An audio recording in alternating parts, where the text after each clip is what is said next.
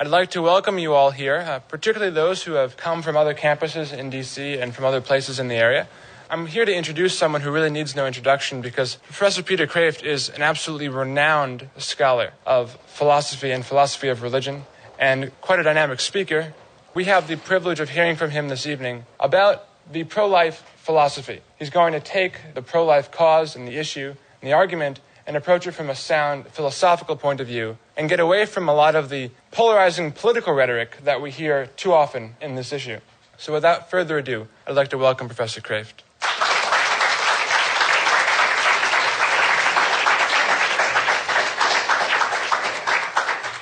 Steve and I agree about some things, like introduction should be short. We disagree about other things. He's a Yankee fan. I'm from Boston. That's all right. We can agree to disagree. I'm going to try to make this talk fairly short so that there's time for questions and answers afterwards. I'm also not going to give you a formal lecture or read point by point. I've done that in books like this one. I assume that some of you at least have read a book like this, and it would be a species of theft, I think, to make you come out to a lecture to simply do what you can do at home yourself, namely listen to the words of a book. But I will be pulling ideas from the book and looking at them a little more carefully and deeply and slowly and leisurely. This is only a philosophical approach to abortion. Everything that exists, except abstractions like numbers, and even maybe they, have many aspects, many dimensions, many relationships. And certainly abortion, in one sense, is a complex issue in that it has many different aspects and relationships. I do not believe it is a morally complex issue. I agree with Mother Teresa when she says, if abortion isn't wrong, what is wrong?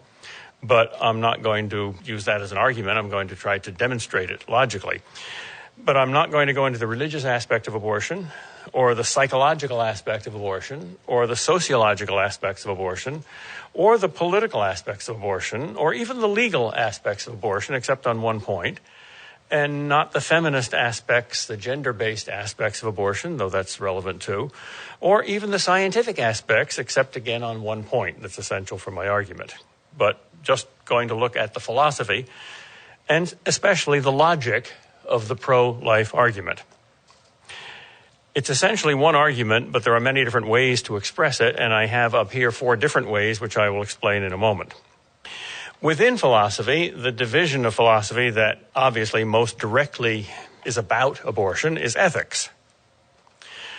I will presuppose 2 things. If you disagree with these 2 presuppositions, you won't be able to sympathetically follow my argument.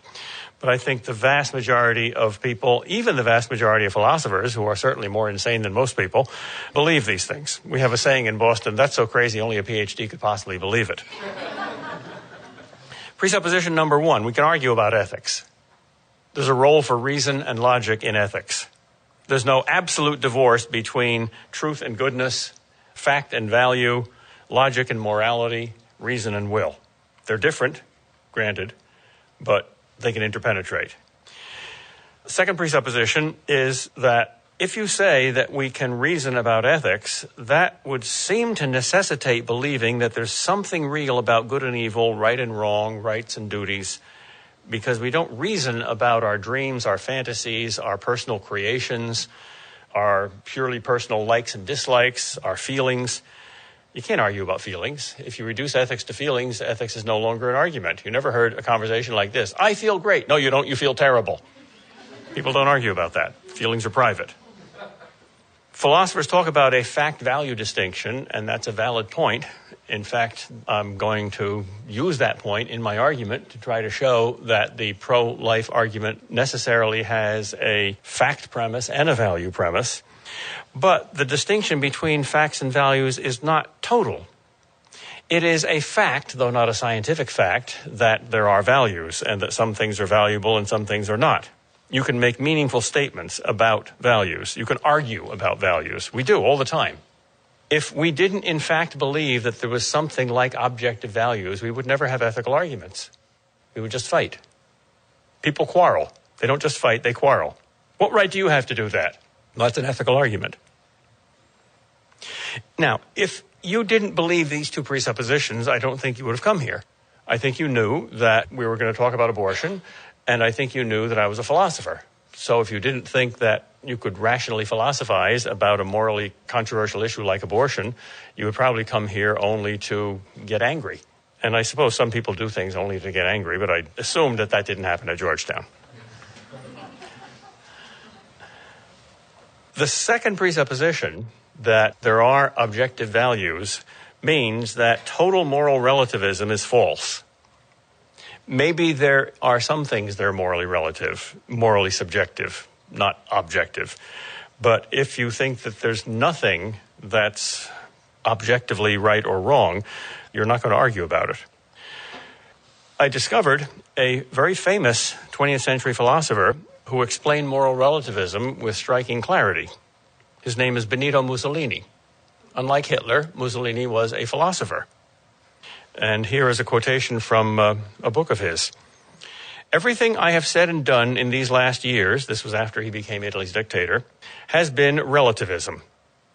If relativism signifies contempt for fixed categories and men who claim to be the bearers of some objective immortal truth, then there is nothing more relativistic than fascism.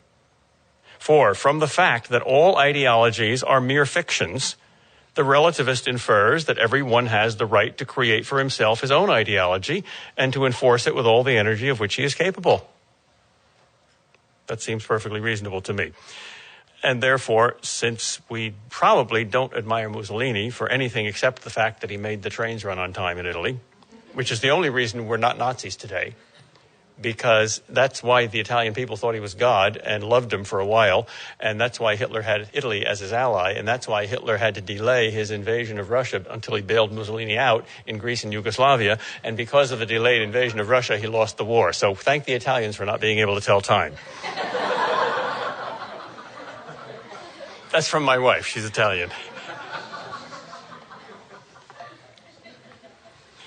There may even be a third hidden presupposition in my argument, and we may want to argue about that. And that is that a certain theory in morality, I think, has to be implicitly rejected in order to make sense of the pro-life argument. And that's pragmatism or utilitarianism. Let's define pragmatism and utilitarianism. They're different philosophies in a sense, but they both agree that something like the end justifies the means. That if you can benefit some people by harming other people, that might be okay. That you calculate goodness or happiness or pleasure quantitatively. And also that people are to be judged by function. That there's no final end. Everything is a means or instrument or function for something else. So if you're not functioning in a complete way, a human way, a rational way, an adult way, a useful way, a social way, a good way, that's terribly important. That's the only thing that's important. What you are is not distinct from what you do. And if you don't do good stuff, well, then you're not good stuff. In other words, the pragmatist or the utilitarian would not understand or not agree with the old adage that you must love the sinner even while you hate the sin. I state those three rather dull presuppositions because I want to be totally fair, complete disclosure, and offer opportunities for arguing against my presuppositions as well as my arguments. One other preliminary, and that's a procedural rule. Who's the onus of proof on? The pro-lifer or the pro-choicer? Well, it depends. If we're talking about history and tradition and a community, and if that community is traditionally pro-life and wants to change to pro-choice, then I think the onus of proof is on the one who wants to change it. But if we're just looking at the thing philosophically and logically in the abstract, I think the onus of proof is on the pro-lifer. Because I think human acts, like human beings, ought to be treated as innocent until proved guilty.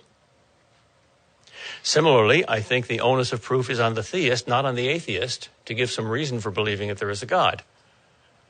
If he says, I don't have to give any reason for believing there is a God, you have to give me a reason for believing there's not, he could fairly reply, well, then why not believe in the Loch Ness Monster or the abominable snowman or Santa Claus? So I accept the onus of proof, and here is my attempt to show why the pro-lifer argues against abortion. The essential pro-life argument has three premises. And therefore, the pro-choice rebuttal is of three possible kinds, depending on which of these three premises the pro-choicer accepts. But if all three premises are true, then the pro-life conclusion logically follows. So in order to deny that conclusion, you have to deny at least one of these premises. Notice the structure of the argument. The first premise is factual, has nothing to do with values. The second premise has to do with a natural value, the value of being a human person. And the third premise has to do with a social value, a conventional value, a legal value. So the second premise is about the natural moral law, and the third is about the positive civil law. First premise says that the life of each individual member of a species, at least of mammal, begins at conception or fertilization. That's when a genetically new and genetically complete individual first comes into existence. You got your genetic code at that moment. That's a truism that was taught in all the biology textbooks in America that were written before Roe v. Wade in 1972. And I haven't been able to find any biology textbook, except those written by Christians for Christian schools, that repeated that after 1972. Yet the new textbooks did not appeal to a single new scientific discovery to justify their change. It was purely political. I'm not suggesting that the textbooks were written by pro-choicers. I was suggesting that the textbooks wanted to avoid political controversy. So the first premise of the pro-life argument is that all humans are human. Whether they're embryonic humans or fetal humans or infantile humans or young humans or even teenage humans. Or mature humans, or old humans, or dying humans. Second premise is that all humans have the right to life because they're all human persons. All humans have human nature, whatever that is. They share the human essence. We're all essentially human. We're very, very different from each other, but the way in which we are the same is much more important than the way in which we are different. Now, here's another philosophical presupposition. A nominalist is a philosopher who believes that all universals are nothing but names. So there is no such thing as human nature. It doesn't exist. There's no such thing as the nature of a chair. We just call all these things chairs because we think in a sloppy way. We should call that Helen and call that Olga, but we don't have time for that, so we call them all chairs. That's counterintuitive. That's not commonsensical. Most people are not nominalists. Most people believe that there is such a thing as human nature and that we all have it, and that makes us all essentially equal. So the universal right to life is a deduction from the most obvious of moral rules. Granted that there is human nature, there's an equality in essence among all of us. Therefore, the golden rule, or the rule of justice, says, since you don't want others to kill you against your will, you ought not to kill them against their will. It's just not fair, not just. Different ways of expressing that. You could deliberately base it on the ontological good of human nature, or you could be deontological like Kant and formulate this in a kind of a categorical imperative. Each, I think, will work. The third premise is the legal premise. It's about the function of the law. It says the law must protect the most basic human rights of all citizens. Well, if all humans are human, and if all humans have a right to life, and if the law must protect human rights, then the law must protect the right of all humans to life. Self-defense is not excluded by this, because if my life is as valuable as yours, and you're starting to attack me and you threaten to murder me, I have a right to defend my life, if necessary, by taking yours. In a sense, you have given up your right to life by threatening somebody else's. So defensive war is not outlawed by this. This is not a pacifistic premise. Now, there are three different kinds of pro-choicers. Those who deny the first premise, those who deny the second, and those who deny the third. Back in the 70s, shortly after Roe v. Wade, when philosophers started arguing about this even more than they did before, most pro-choicers denied the first premise. They said either in a popular way that the thing you abort is only a potential person or only a potential human being, or they said it's only a bunch of cells, or it's human biologically, but it's not really a person with rights. That was the strategy. I think those arguments can all be answered, and Maybe I should take the time to do that now, but I think I will not. I'll come back to that later. I think that position was sometimes honest. People who didn't know much about science read such arguments and said, well, yeah, that's not a human being, so what's the big deal about abortion? So their consciences were genuinely not troubled by it. I think that's due to scientific ignorance, and I think it's very obvious and very clear that from a scientific point of view, certainly from a genetic point of view, that little thing there is a very little human. It's not performing any human activities yet. It's not even feeling pain because it doesn't have a brain and nervous system. And it's certainly not reasoning or making free choices. But what it's doing is something that only a human being can do. It's growing a human brain and nervous system. So it's not a potential human being. It's a potential adult. When I'm sleeping, I'm a potential thinker. I can't think in my sleep, but I'm still a human. If you want to argue that the fetus is not human because it's not functioning in a human way, then your premise is whatever is not functioning in a human way is not at that time human, in which case in deep sleep you're not human and it's okay to murder you, which is an absurd conclusion. What fascinates me and frankly upsets me is that most philosophers now admit the truth of the first premise. Not all, but most. And most pro-choice arguments, from a philosophical point of view that I am aware of, now question the second premise rather than the first.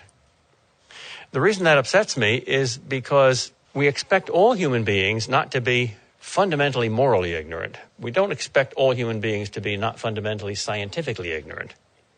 Scientific ignorance is a weakness of intellect, which may be excusable. But moral ignorance on a matter this basic is much less excusable. I was at a philosophy convention some years ago. Some of you know Father Kotersky from Fordham University. He was at the convention. There was an argument about euthanasia, and it was very similar to the abortion argument. Is it okay to kill people when they're in pain? Even without their consent. What about advanced Alzheimer's patients who didn't sign any form, didn't say, hey, when I get this bad, please kill me? You don't know what they'd want, but now they're incapable of that. And the person who was giving the paper was justifying killing Alzheimer's patients, even without their consent. And she used analogies that I thought were rather chilling. She said, we don't treat any other species of animal in this special human way because we don't have sweet feelings for them. For instance, take mice. We divide all mice into 3 categories depending on how we feel about them. If we have a pet mouse, we feel in a semi-human way towards the mouse, and we would feel guilty about killing it. If it's a laboratory mouse, we don't have any feelings towards it at all. It's simply an object, and we kill it if we think it's useful scientifically. And finally, mice in the wilderness, mice that are neither pets nor laboratory mice, we have no feelings towards, so we don't neither kill them nor forbid killing them. And then she said, I see absolutely no logical reason why we should not treat our own species in exactly the same way as we treat every other species. So let us divide all human beings into laboratory animals, which it's right to kill for good reasons, like dying Alzheimer's patients. Maybe before you kill them, you can harvest their organs. And people that you have feelings for, so it would hurt you emotionally to kill them, so don't kill them. And people you don't give a damn about. Nobody in the audience, except 2 people, reacted to that in any other way than just nodding and shaking their heads. One of them was Father Kotersky, who just sort of threw up his hands in despair. And the other was the only non-philosopher in the audience. They were all philosophers, most of them males. But this lady was obviously very Irish and very Catholic and very pregnant, and she had a baby with her. And she was middle-aged and red-haired. And she tried to argue with the lady, and she wasn't a very good philosopher. And I would have helped her, but I had to give a talk in 2 minutes. So I stayed as long as I could. Father Kotersky sort of said, forget it, they're not going to listen. Why do I tell that incident? Because I think that denying premise 2 is an extremely serious thing. And if that's a typical attitude, if that's a socially acceptable attitude, if that's what's being taught, I think we're in deep doo-doo. whether this is about abortion or genocide or anything else. So I'm going to argue about that one a little later, specifically. Third, the legal premise. It's fairly easy to deny the legal premise. I'm personally against abortion, but I wouldn't want to impose my will on others. Abortion is an ugly reality, but forbidding it is even uglier. I want to ask those people, why is abortion ugly? Why are you personally against abortion? Just because there's blood there? Are you also against all surgery? If the reason you're against abortion is that you think it kills an innocent human being, how can you say you don't want to impose your will on others? What about slavery? I'm personally against slavery, but if you want to keep slaves, that's okay. I'm personally against rape, but I wouldn't want to see laws against it. Nobody says that. Because they are perfectly willing to specify why they're personally against it.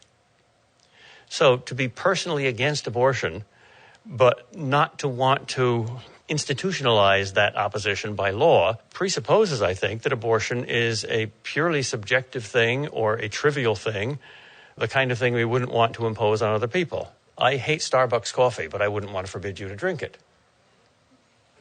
Well, I hate abortion, but I wouldn't want to forbid you to have one. Let's look at the argument, the essential argument that Roe v. Wade developed to justify this change of law. The argument is, we don't know when human life begins. This is a mystery.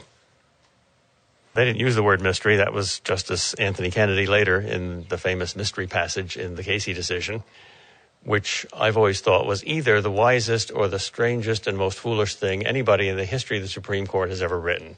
What it says is, the most fundamental of human rights is the right to decide for oneself the meaning of life and the mystery of human existence, which is basically saying, hey, God, move over, you're in my seat. But I don't want to get into a religious argument here. The legal premise is simply that the most fundamental function of the law is to protect basic human rights. And the court said, we don't know if the fetus has a human right to life because we don't know if it's human.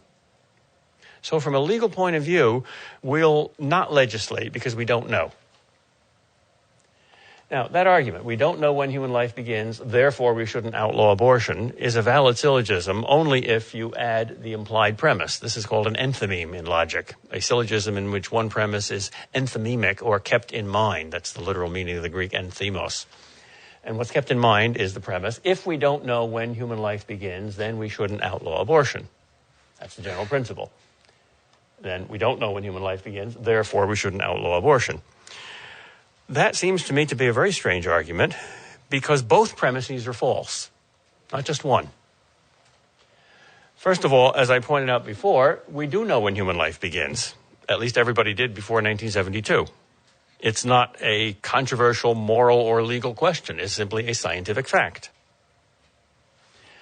Secondly, the principle that if we don't know when human life begins, we shouldn't outlaw abortion is a very strange principle. That's equivalent to saying, if I don't know whether you're a human being or not, it's okay for me to kill that thing that might be a human being, but it might not. Suppose somebody came into this room and I thought that it was probably an animal dressed in a human Halloween costume because it had a very, very ugly face and, weird shape.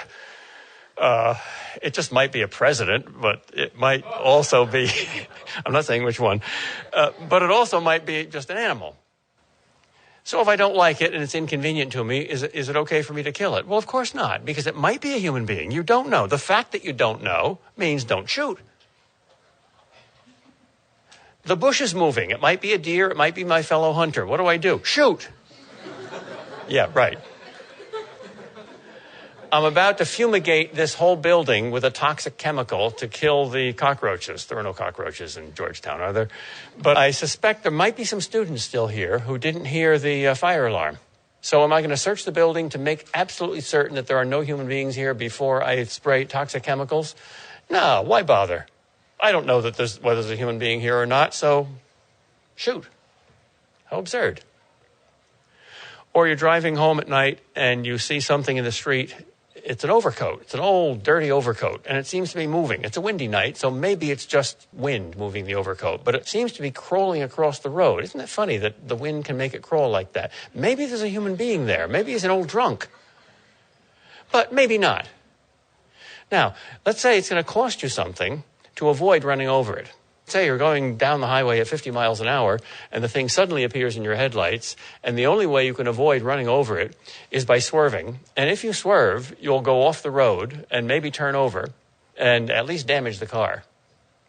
Let's say you're not going to kill yourself, but a serious accident. You might even get injured. What do?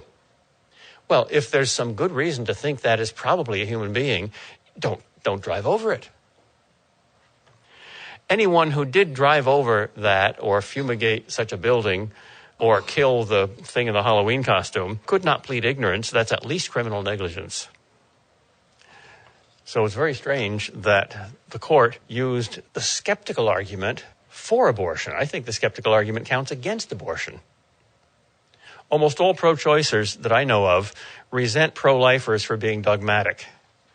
You say you know so much. You know that every human life begins at conception. I reply, no. Do you know that it doesn't? If we can agree to be skeptical, that's the strongest possible argument for not killing it. Well, since there's two issues here, namely, what is abortion and what is its victim and what is the fetus and is it human and does it have a right to life? That's one question, what is. The other question is how much we know. How much we can be certain of, how much we can prove.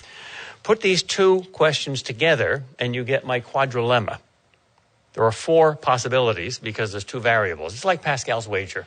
You all know Pascal's wager. Pascal's almost a skeptic. He believes that you cannot logically prove that God exists or that he doesn't exist. But you have to choose to believe one way or the other because you're embarked on the voyage of life and you're going to die and you're either going to meet God or not.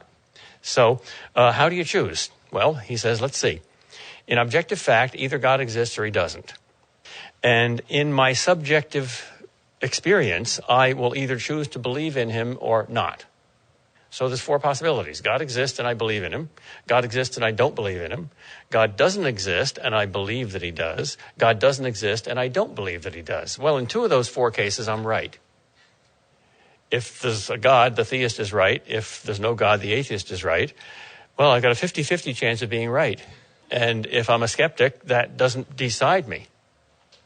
Is it a good bet? You've got a 50-50 chance of winning $2 for your one. Do you bet $1? Yeah, maybe so, maybe not. Well, there's another bet. Let's look at happiness rather than truth, because everybody wants both. Take truth first. Be honest. But if you honestly believe you don't know the truth, well, let's see what you can gain and lose in the way of happiness. If there's a God, and if you believe in him, what happiness are you going to get? Heaven. What's that? Infinite happiness. Oh, that's great. Yeah, but you're not sure. Well, let's see. If there is a God and you don't believe in him, what are you going to lose? Heaven. Infinite happiness. Oh, gee, that's terrible. But suppose there's no God, and you believe in him anyway. Well, then you're wrong, but nobody can prove that you're wrong. And there's nothing to gain or lose, because once you die, and that's it. You're worms. There's no heaven and no hell. John Lennon is right. So is Vladimir Lenin. Finally, fourth possibility, there's no God and I don't believe in him. Well, you're right. You're one of the smart ones. You're one of the atheists, but it's not going to gain you anything in terms of happiness because there's no payoff. When you're dead, you're dead. So the only chance for winning anything significant is combination one. God exists and you believe in him. The only combination for losing something is combination number 3. Or was it 2? My math is bad. God exists and I disbelieve in him. If God doesn't exist, nothing makes a difference. That's the Pascal wager. I don't want to argue that that's a valid argument or a good argument or an invalid argument or a bad argument, but you see it's a quadrilemma based on the intersection of two variables, the objective variable and the subjective variable. Either this is true or it isn't true, and either I believe it or I don't. So let's apply that to the question of abortion. In objective fact, either the pro-lifers are right and abortion is murder or something like it because the fetus is a human person with rights, including the right to life. That's the fundamental right. If you don't have life, you can't have liberty. Or maybe the fetus is not a person. Maybe the pro-choicer is right. At least the pro-choicer who denies the first premise of the three-premise pro-life argument. Maybe the fetus is something less than a human person. Maybe it's human but not a person. Maybe it's a person without rights. But it's not the full thing that the pro-lifer thinks it is. All right, those are two possibilities in objective fact. But here's the key to the argument. Let's factor in the subjective consciousness here. And let's not just talk about belief, but let's talk about knowledge. Because it's not belief, but knowledge that gives you responsibility. You either know what a fetus is or you don't. You're either skeptical, and you say, I don't know whether it's human or not, or you don't know. All right, so there's four possibilities. The fetus is a person and you know it. The fetus is not a person and you know that. The fetus is a person and we don't know that. Excuse me, the fetus is not a person and you see them up there. Either the fetus is a person and you know it, or it's a person and you don't know it, or it's not a person and you know it, and it's not a person and you don't know it. What is abortion in each of these four cases?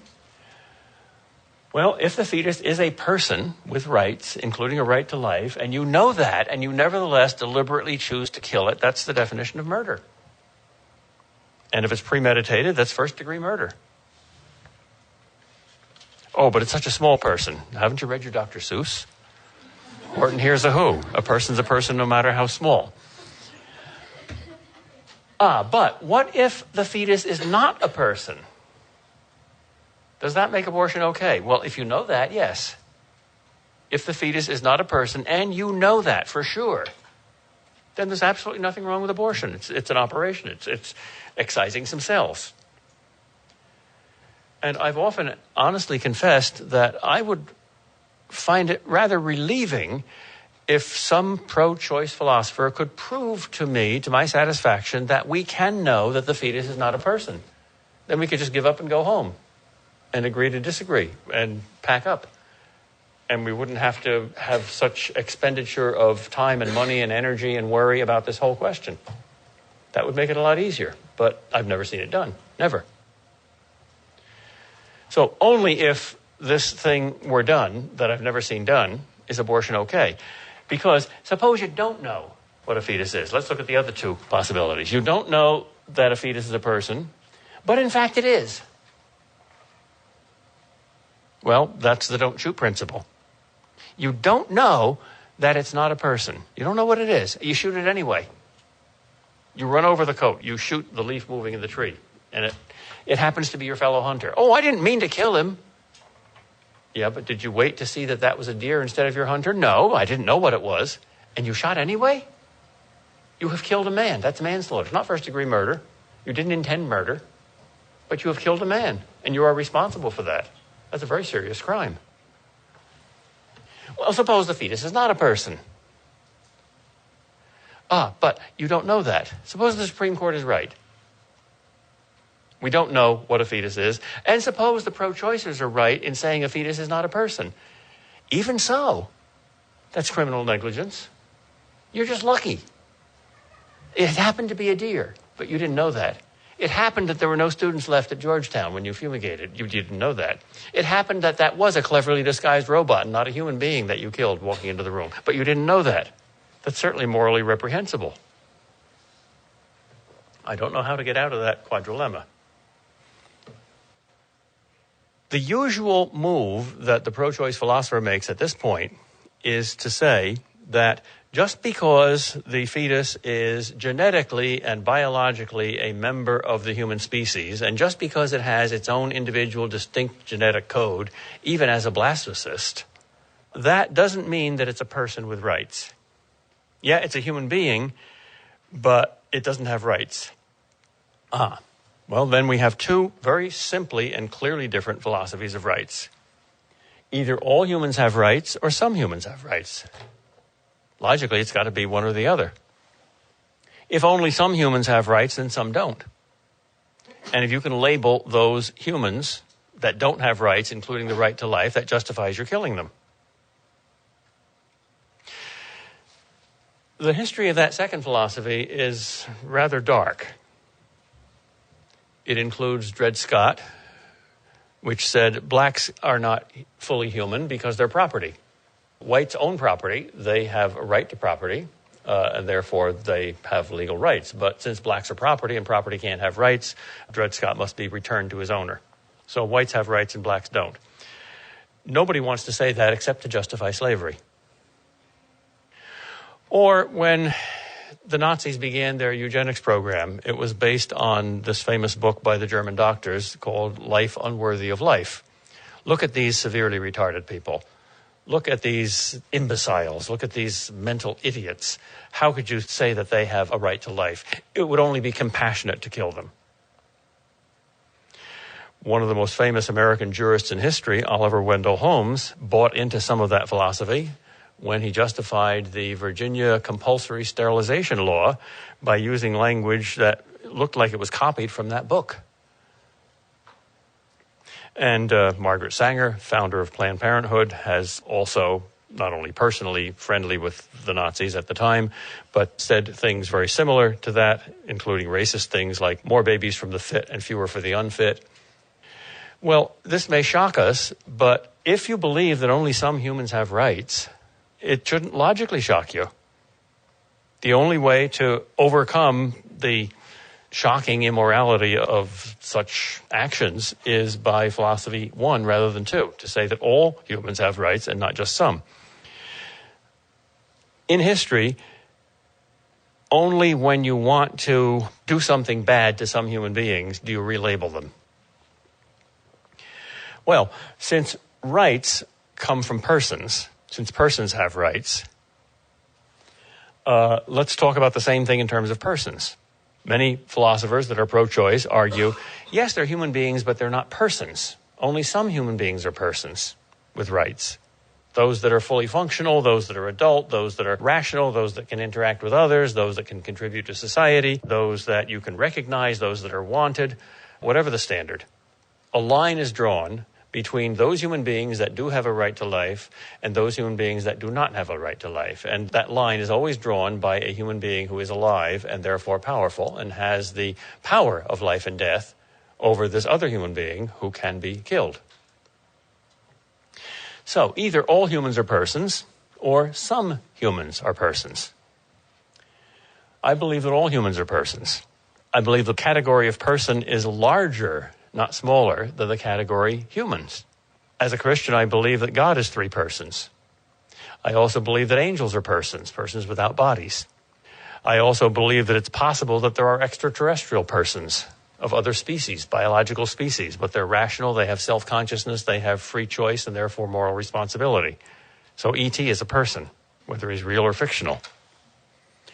But the pro-choice philosophy reverses that and says, no, only some humans are persons. The category person is a subdivision of humanity. It's smaller than humanity, not larger. To smoke out these positions this way, to state them that boldly and clearly, is at least a necessary preliminary to debating them. 2 of my 4 arguments, I think, namely the 3-step essential pro-life argument and the Quardrilemma, are not just clarifications but arguments. The other 2 are clarifications. If you want a complete, fairly carefully worked out argument, read my book, 3 Approaches to Abortion. The first essay is entitled The Apple Argument from Abortion, in which I argue from the premise that we know what an apple is to the conclusion that all human beings have a right to life.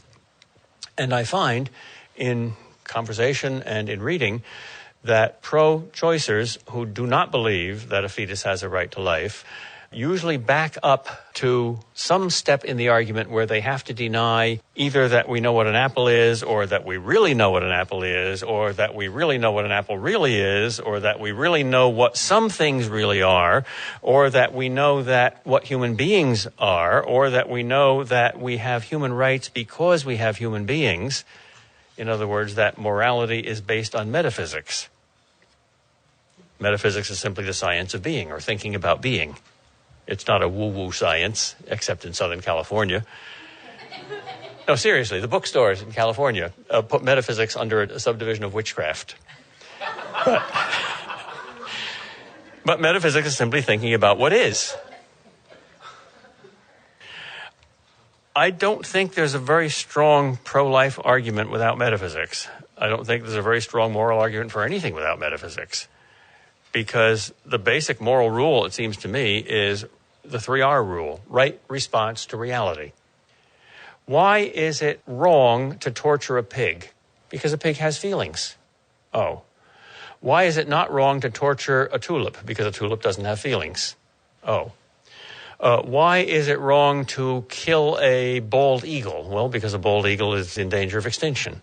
Why is it okay to kill a mosquito? Because a mosquito is not in danger of extinction. You see, in each case, we're giving an argument in terms of metaphysics because of what it is. So why is it wrong to kill an innocent human being who is not threatening your life? Well, because of what a human being is. What's that? Is a human being simply what society says it is, or what you want to say it is? Is it your will and your power that defines a human being, or is it nature that defines a human being? You don't have to assume God. I don't think the argument against abortion depends on religion. I think atheists like Bernard Nathanson see this very clearly. As long as you're not a total skeptic, and even the skeptical argument counts against abortion, you can believe that human nature exists and we can know something about it, and that grounds human values. Human beings have human values because they're human. And different kinds of people have different rights and different duties because they're differently human. For instance, parents have parental rights because they're parents. They have, for instance, the right to forbid their 17-year-old child with a valid driver's license to drive his car because he's been driving irresponsibly. Non-parents don't have that right because they're not parents. Or you might argue the handicapped have a right to an elevator. Why? Because they're handicapped. In other words, rights depend on what it is. The easiest move for the pro-choicer to make at this point is some form of skepticism. Well, that's dogmatic. We really don't know human nature. We don't know what is. My two replies to that are, until we started to argue about abortion, you did think that you knew what things were, and in all other analogous moral areas, you act as if you do. And secondly, if you don't, then don't shoot. Well, I've shot. I ask at this point for questions. Yes? I know you didn't intend to do this, but you emphasize belief in knowing what human nature is, and that humans have rights. And it seems that you sort of beg the question when telling us that humans have rights because of persons, and the persons because of humans, etc. So what? This is about belief. This is about knowledge. Which one are we talking about? We're talking about the last board? The last. Okay, fine. How could we demonstrate to someone that persons have the dignity that is worthy of rights? By analogy with what they will already admit. Almost everybody will, in some cases, admit that.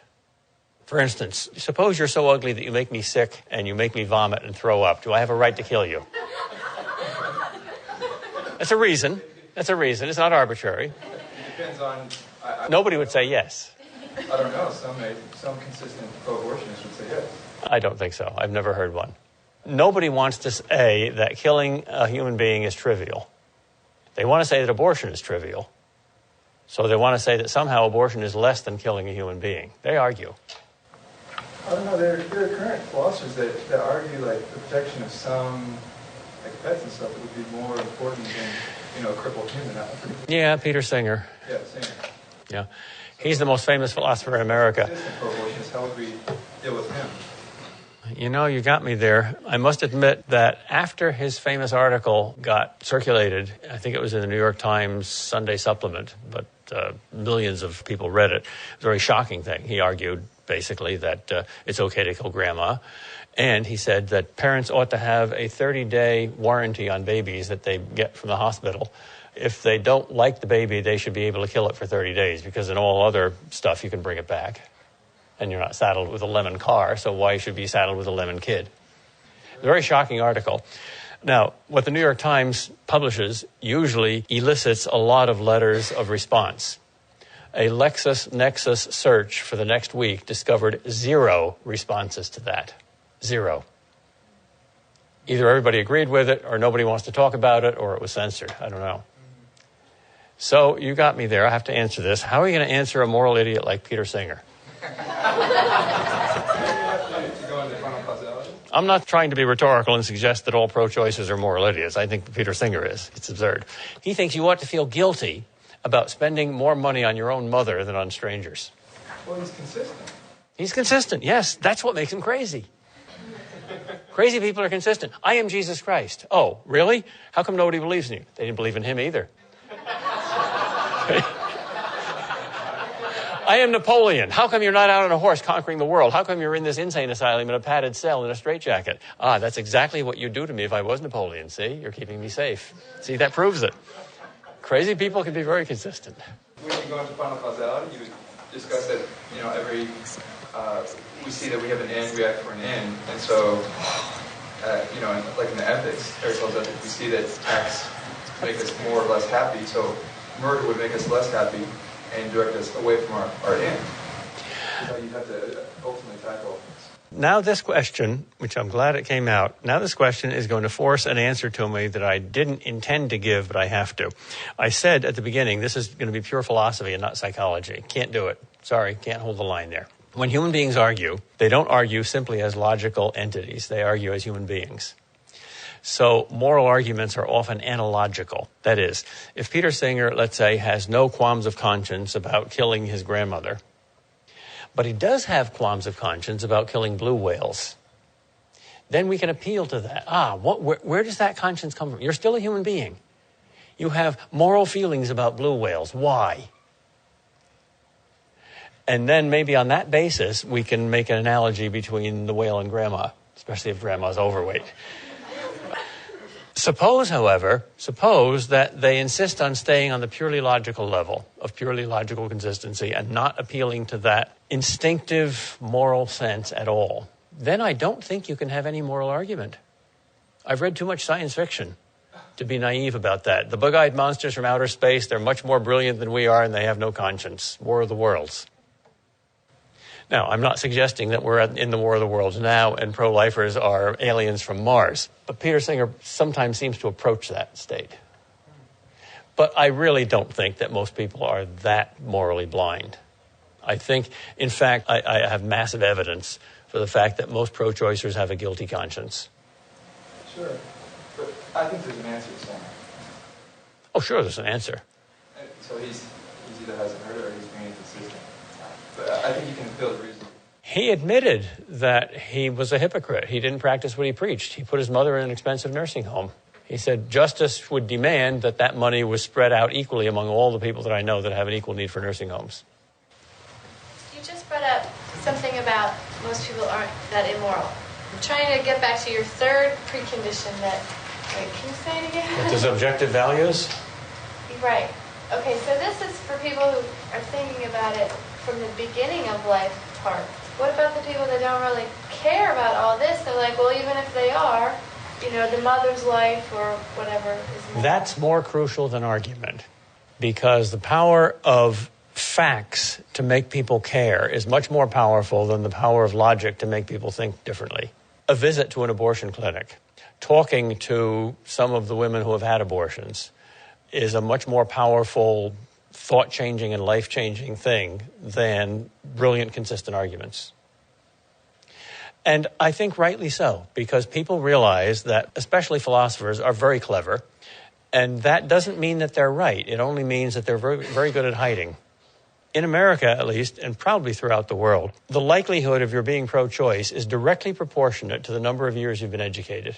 PhDs are more pro-choice than MAs. MAs are more pro-choice than college graduates. College graduates are more pro-choice than high school graduates, et cetera, et cetera. Why is this? Well, I think it's very simple.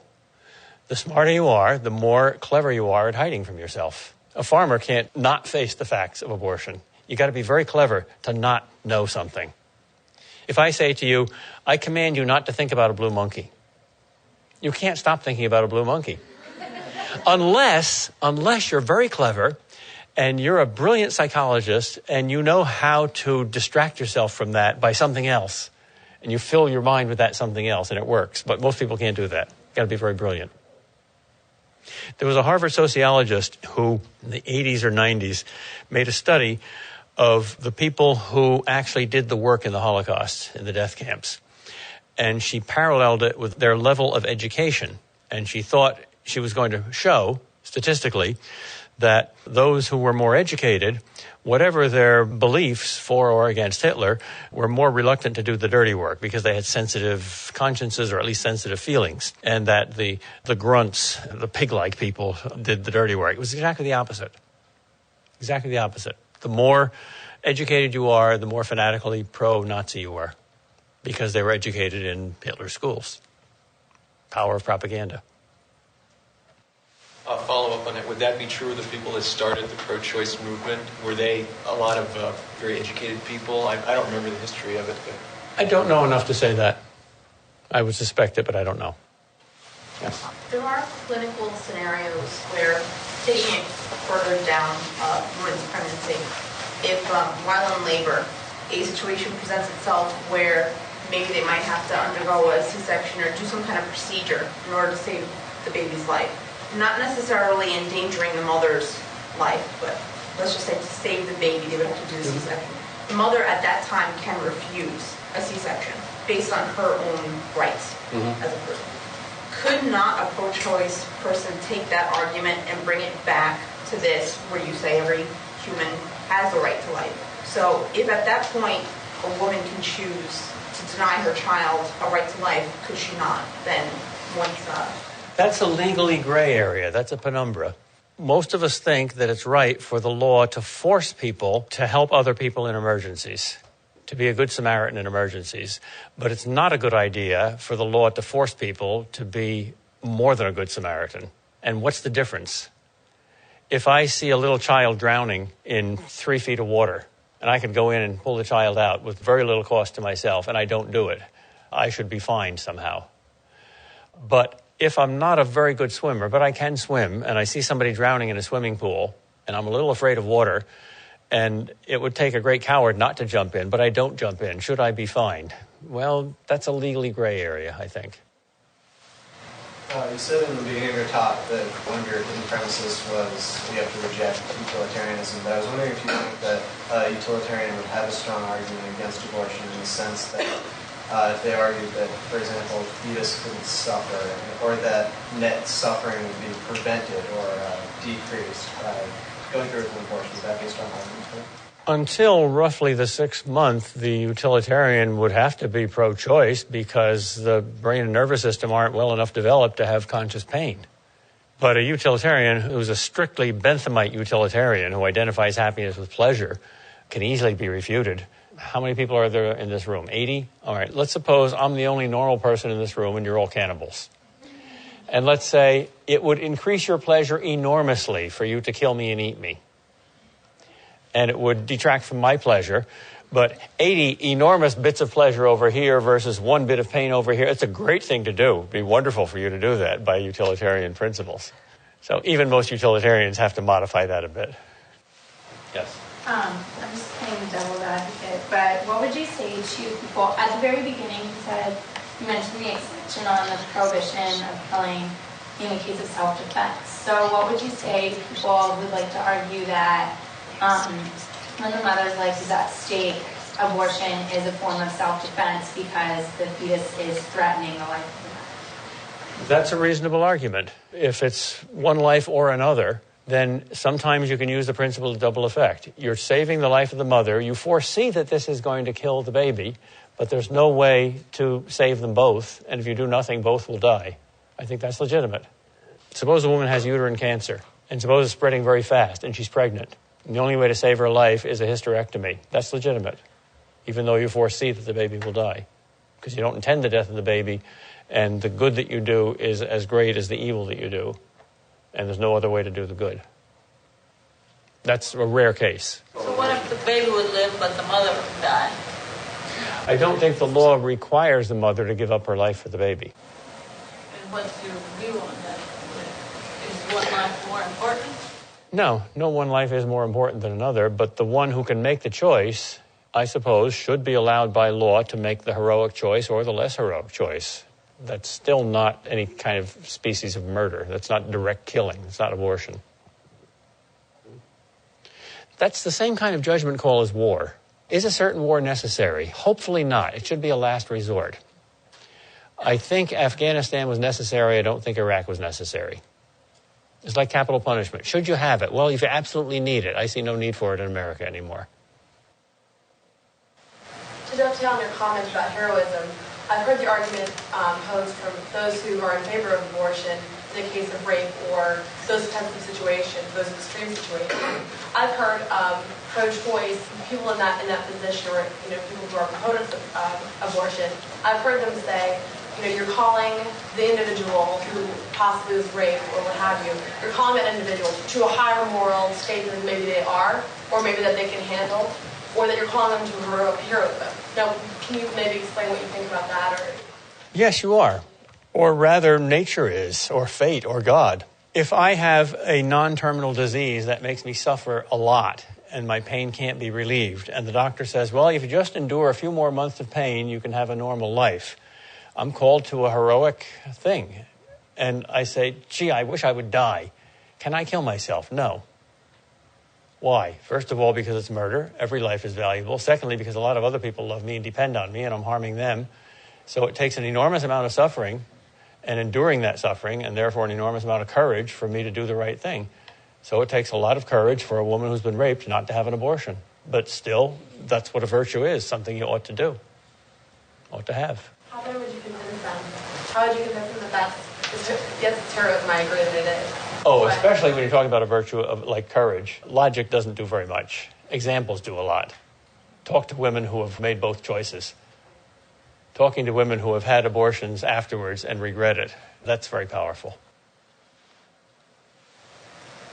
I'm thinking about a philosopher like Judith Jarvis Thompson, who's going to acknowledge the humanity and personhood of the fetus, but she's going to say that though you have the right not to be killed, you don't have the right to demand resources from another human being. To which the pro-lifer might respond, well, this is a natural relationship, the maternal-fetal relationship. What's a non-dogmatic way to give credentials to the maternal-fetal relationship to show that it's distinct from, for instance, my neighbor demanding my kidney or what have you? That's a funny question because nobody doubts that unless they want to justify abortion. That's like saying, prove to me that that baby and that mother belong together. I guess if they don't see it, you have to argue by analogy. Let's say you're living in a rather primitive place. A baby is dropped at your door. There's no chance to go to the hospital and give it a doctor's help. You're doing some important research work, let's say, and you really shouldn't leave it. But if you leave the baby, it's going to freeze to death. It's the middle of winter. What do? Do you take the baby in for a week and sacrifice your good for the baby? Of course you do. It's life versus research.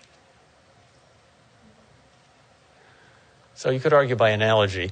But as I said, arguing from analogy is a way of trying to take a person who doesn't have the moral instincts to see the truth in this case and make it parallel to another case where hopefully he does have the moral instincts to see the truth. Didn't you say that that's being a good Samaritan, but it's not required of you by, Yeah, but most people have enough moral instincts to realize that in that case you ought to be a good Samaritan. You might not have to jump into the swimming pool and risk your life to save the little kid. Nobody would blame you very much for saying, gee, I could have saved him, but I'm so scared of water. But I think anybody would blame somebody for saying, I was writing a book and I needed time to myself, so I let the baby freeze to death. The argument that I hear a lot is, well, you can't expect somebody who's poor. There's all these poor people out there, and you can't expect them in their condition to have to bring the baby up. So doesn't that require somebody else to come in and help them? It's not just, you can't do that. You can't have that abortion. You can't. I said I wasn't going to use rhetoric and I wasn't going to use politics. I lied. That is the snobbery of the socialist. It takes a village to raise a child. No, it doesn't. It takes a mother and hopefully a father. But we can't expect this of the poor. Why? Because they're poor? As a matter of fact, there's a definite correlation also between riches and abortion. The richer you are, the more pro-choice you are. And I think there's a hidden racism here, too. It's hidden. It's not popular anymore. But, we don't want too many of those people. Look, they're reproducing like flies. Hispanics, Muslims, blacks, we're the superior. We don't say that, but the feeling is there. Read Sam Harris's recent book, A Letter to a Christian Nation. It's incredibly snobbish. He says, well, there's two philosophies of life. There's the atheist philosophy of life, the secularist philosophy of life, which is enlightened and rational. And you see that in Scandinavia and Iceland and the Netherlands and Belgium and Germany and England. And then there's the rest of the world, which is religious and backward and poor and overpopulated. Which way will America go? I hope we go south rather than north. Because South's values, if I can use geographical terms here, are faith and hope and love and community and family. And North's values are money, sex, and power and science and technology. So, which are more important? No contest. I was wondering, you had mentioned the principle of double effect earlier. Could you maybe explain the difference between a direct abortion and an indirect abortion? Because I think there was some confusion. Yeah, direct abortion is always wrong because it's intended. Even if the woman's life is in danger. Yeah, because unless there's some act other than abortion that saves the woman's life, you're not doing two things. You're doing only one thing. You're only having an abortion. And you may not do an evil act even for a good end. There may be many people who are starving, and I could feed them all and save 10 lives by killing you and chopping you up and feeding your flesh to them. I may not do it, even though more good is done than harm, because I'm directly doing an evil thing. But in most cases, when it's a question of the woman's life or the baby's life, it's double effect works, because you're doing something other than just the abortion to save the woman's life. But it wouldn't be a direct abortion. It wouldn't be a direct abortion. It would be an indirect abortion. That's analogous to dropping a bomb on a nuclear arsenal, even though you see that there's a hospital nearby and there's collateral damage and a lot of innocent people are going to be killed, but you know that enemy has his finger poised on the button.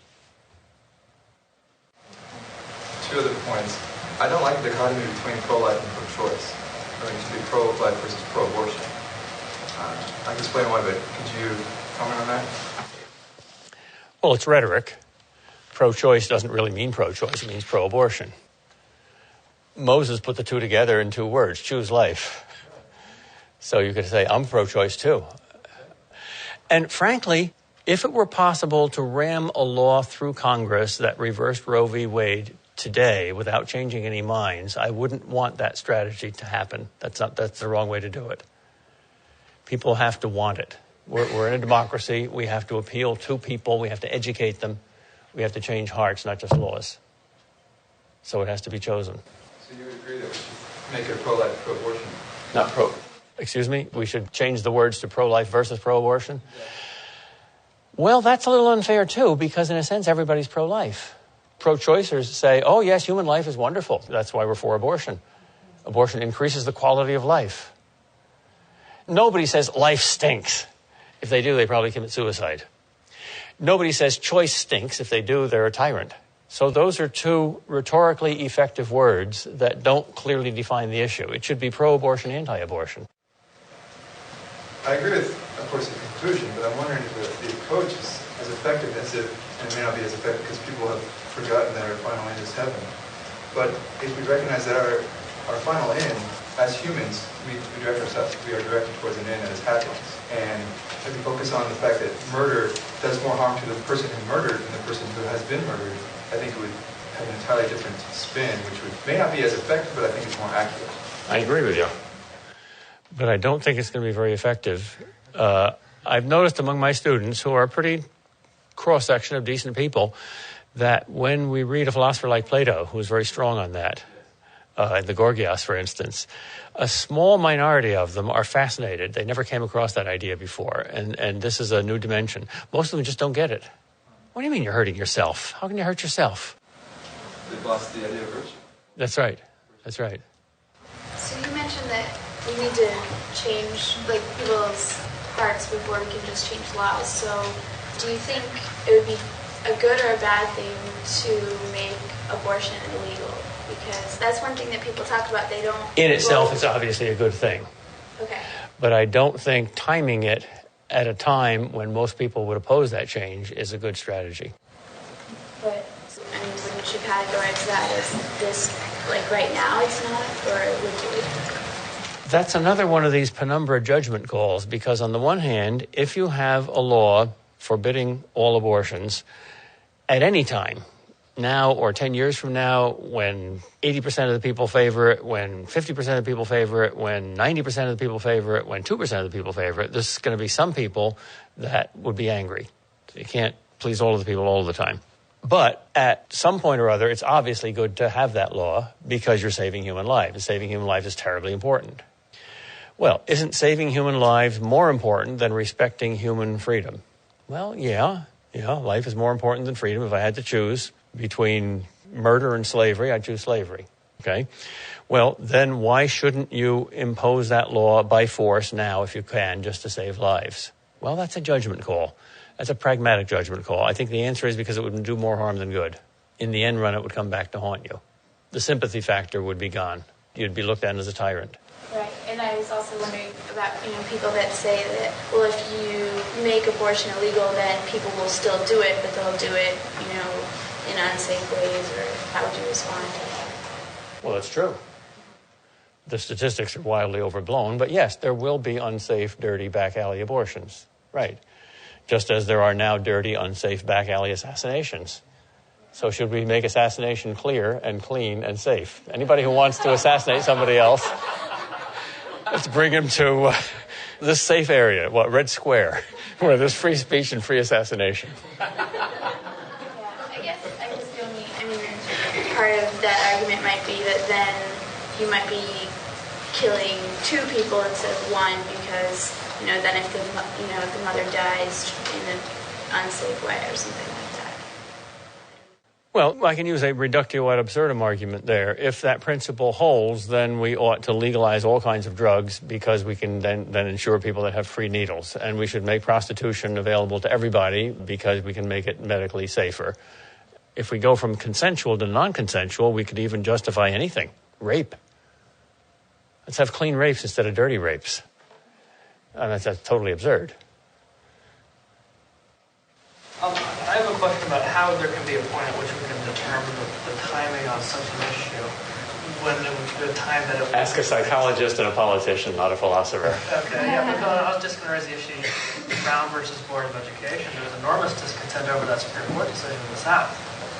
But yeah, there's still, I would say the right thing to do at the time. Good point. You've got to make a judgment call on where the conscience of the nation is. Now, the conscience of the nation right now is far more pro-life than the media would let on. And it's significantly more pro-life than it was 30 years ago.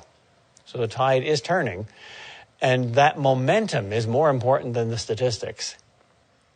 If you're a diver and you're in 20 feet of water, that's more serious than if you're in 10 feet of water. But I'd rather be in 20 feet of water going up than in 10 feet of water going down. Wouldn't it be a legal change that would permit laws to be passed, but there wouldn't probably be a national law? It would be back to the state level? It would be step by step, and the first step would be to reverse Roe v. Wade and let the states determine and allow states to prohibit abortion. That is right, because there's not going to be a law passed the next day that says abortion's illegal. No. But it's incremental. The law that Hadley Arkes got passed, I think that was the one that forbade partial birth abortion, that took enormous effort. And that was so basic, something like 90% of Americans favored it. So there were formidable political obstacles to even a minor change. It was going to take a long time. Well, maybe not. Maybe not. The abolition of slavery took not very long. And maybe even if there hadn't been a civil war, Lincoln might have got his way. We don't know. We do what we can. We've got a lot of different weapons. It's not a question of shall we use this one or that one. Shall we use litigation, and should we use the ballot box, or should we use philosophy and education, or should we use personal testimony? All of it, for goodness sakes. Oh, they said one more question. See, unlike heaven, question and answer sessions are finite and come to an end. Do you think there's a philosophical way to prove that life begins at conception? Like using Aristotle? No, I don't think there's a philosophical way to prove that life begins at conception. I think there's a scientific way to prove that life begins at conception. The confusion between philosophy, science, and religion is endemic in most people's minds today. For instance, the intelligent design movement, I think, is good philosophy but bad science.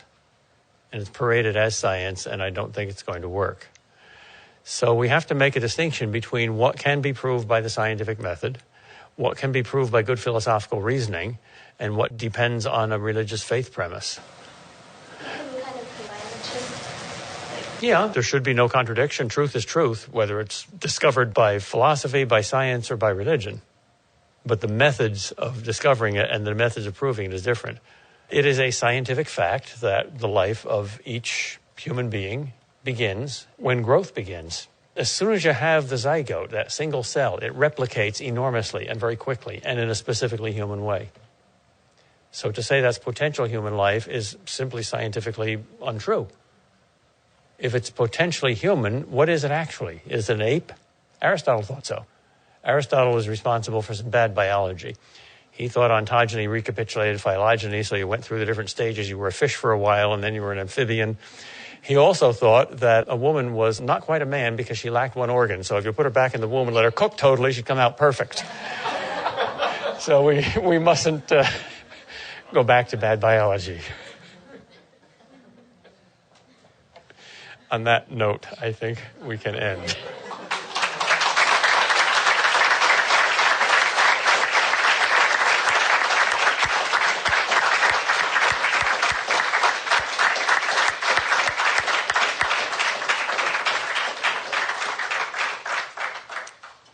Thank you very much, Professor, and thank you all for coming. And we also have available these shirts, one of which I'm about to present to Professor Kreeft. It is a Georgetown University Right to Life shirt with our logo, and the phrase Vita Saxa is Latin. It's a play off of our motto here, Hoya Saxa. Hoya Saxa means what rocks, and Vita Saxa means life rocks. So, Professor Kreeft, thank you very much.